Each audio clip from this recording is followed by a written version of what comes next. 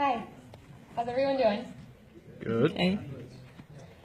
My name is Laurel, and I'm actually going to start off by asking you a very serious question.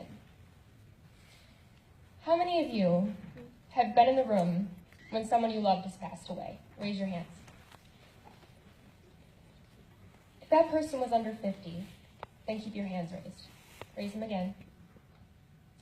If that person was under 20, keep your hands raised. If that person was 7 years old or younger, then raise your hand.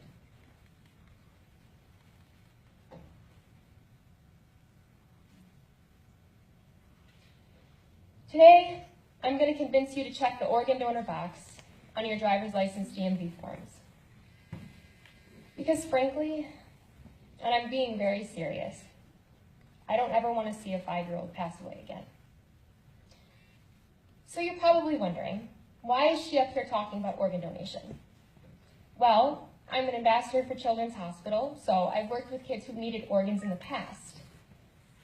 My mom is a 3-time kidney transplant patient, and she's my hero, and she's here. As an unhealthy individual myself, I've lived in the hospital with these kids for weeks at a time, and I've really gotten to know who they are as people. So, first things first, what's an organ donor? An organ donor is a person who gives their organs, eyes, or tissues to someone who's in need of organs, eyes, or tissues.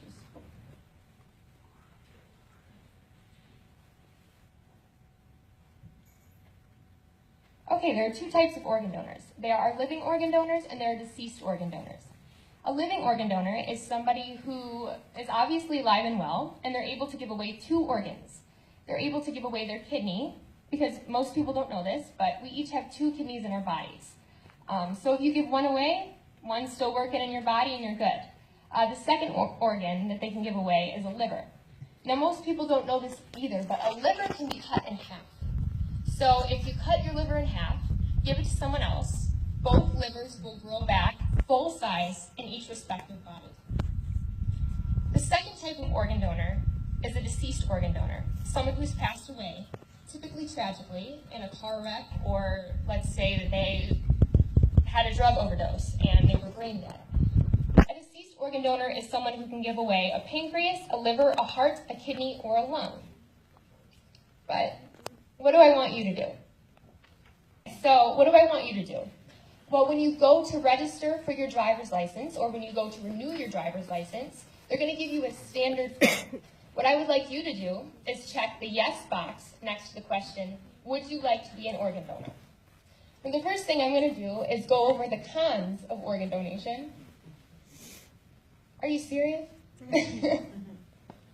All right, so first thing I'm going to do is go over the cons of organ donation, the things that make people a little bit iffy about it. So maybe the family's uncomfortable with their loved one donating after they've passed away. It's a very, very viable, that's a very viable component.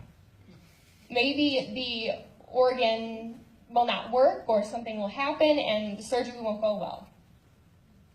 Or maybe, and this is one that really upsets me, when people say, I don't want to give my organs away, I don't want them to be in someone else's body, because frankly, that's just too creepy. Well, here's what I have to say to that.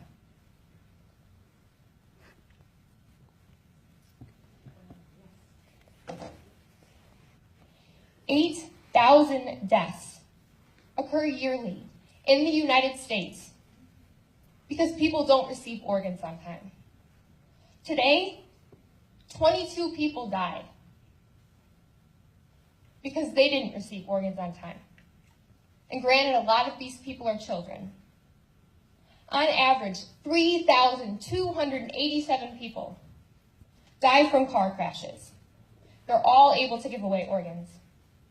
And one of those 3,287 people can save up to 8 lives. And yet when I gave my class a survey, they said, yes, we are all interested in organ donation. But up to 90% of them didn't check the box. with all due respect, anyone who has never checked the box has not seen the devastation that I've seen. They weren't there with me when I woke up to an 8-year-old screams because she was terrified of going to heaven because she knew that her mom couldn't go with her. They weren't in the hallway with me when I sank to the floor with a grown man who was sobbing, a doctor who was sobbing because he couldn't go in the next room and tell the patient's parents that they were going to make it through the night because the liver didn't come on time. They weren't there with me when I looked in that room and I saw that 5-year-old be given his last rites. And they weren't with me when I had to face the fact that my mom might die again and again and again and again.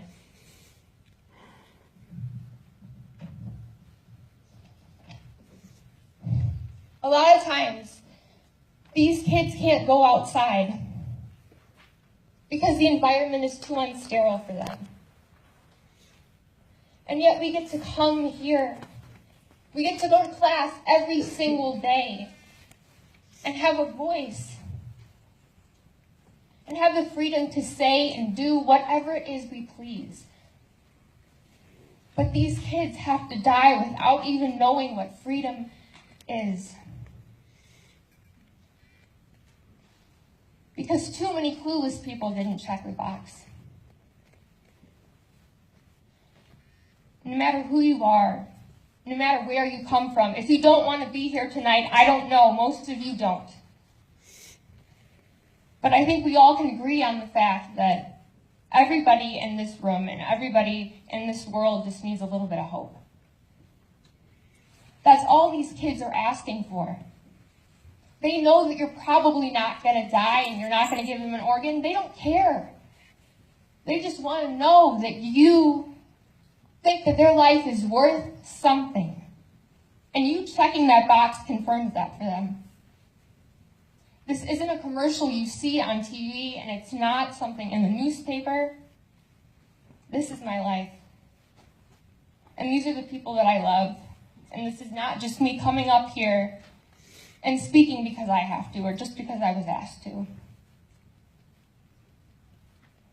So next time that you are faced with that form and faced with that question, all I ask is that you remember who you're saying no to if you don't check it. Just consider giving them a chance. Thank you.